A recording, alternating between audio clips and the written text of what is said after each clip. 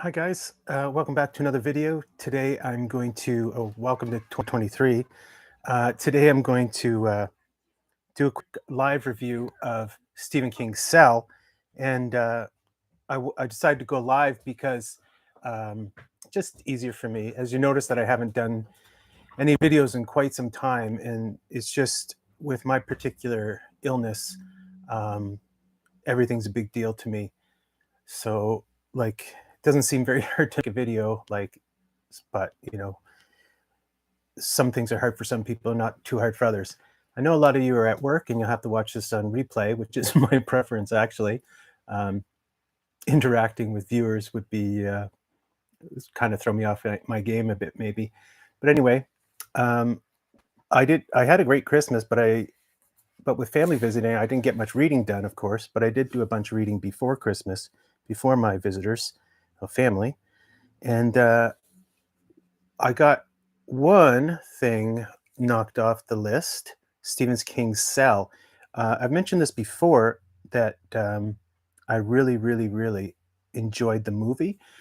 I didn't understand why it wasn't very popular. So I watched it the first time maybe 5 or 10 years ago, whenever it came out, and then watched it, I don't know, a month or two ago, and I thought, you know what? I love this movie, but I bet you the novel is different. I bet you the novel has a different interpretation. Like, I bet you Stephen King and the director or producer of the movie don't have the exact same vision. So I thought, um, I bet you it's interesting. I bet you Stephen King's take is interesting because even though I love the movie, uh, there were certain things in it that I thought, maybe that could be tweaked a bit. And some of these tweaks were actually original to Stephen King. Um, I didn't see why the movie couldn't have a happy ending. Now, I don't insist upon a happy ending, but and and the novel does sort of have a happy ending, happier than the movie version. Well, I suppose it depends on your interpretation, but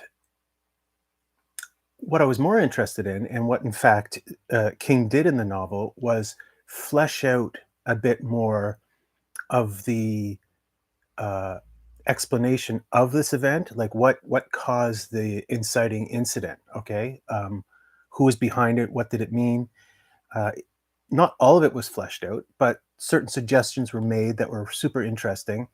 Um, I loved this book and the movie, and it really got my brain thinking. And isn't that the best sign of a movie or of a book? Is it fuels your imagination? And I thought to myself, boy, I would love to write a sequel to that, to Cell. Maybe I will someday.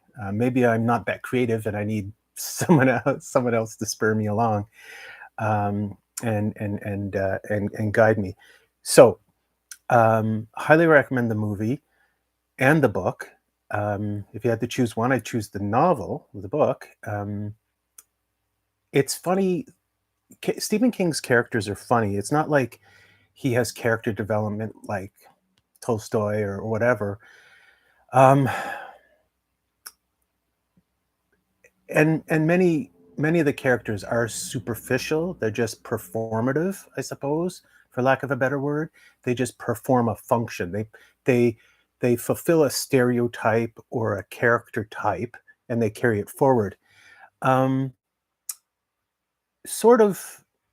There wasn't a whole lot more character development in Cell, in the novel, in the main character, um, who's played by that guy, great actor, whose name I can't remember. Um, Tom, is it Tom? It's not Tom. That's too prosaic, isn't it? Or is it Clay? Anyway, the main character isn't greatly developed in the novel, even though the novel's action carries out with his desire to find his family, which is the same motivation in the movie. But in the meantime, we don't discover a whole lot about the main character, Clay, I guess. Yeah, Clay is the main guy, played by that guy from this '80s movies, Better Off Dead. Gosh, what's his name? Who cares? Um, so there's not a whole lot of character development, but the thing I liked most about this novel was the way it set you in a situation that was very comprehensible. So I could picture myself in that situation. Whereas in many novels, the situation isn't one that you find all that gripping. Like for instance, if I read Camus or what's his name, the British guy. Yeah, that's really helpful, Colin. Graham Greene. They set some of their stories in Africa, and I'm like, eh, that's not. I've never been to Africa. It doesn't do anything for me. But this situation, the novel begins in Boston, and it progresses northward to Maine, and that's an area of the world that I've traversed somewhat, and it's an area of the world that's very much like my own. So it was very easy to picture the circumstances, and it's a situation, it's a circumstance, it's a scenario that is really down to earth to me. So you can't change too many things in a book. Your plot can't take someone so far away that they have no mooring. Like so, setting the novel in Africa kind of unmoors me because I've never been there. Um, Setting it in a high rise in New York or something, in the mega city like Judge Dredd or something, it doesn't mean a lot to me. I've lived in two high rises, but not for great periods of time. And city culture isn't my culture, a big city.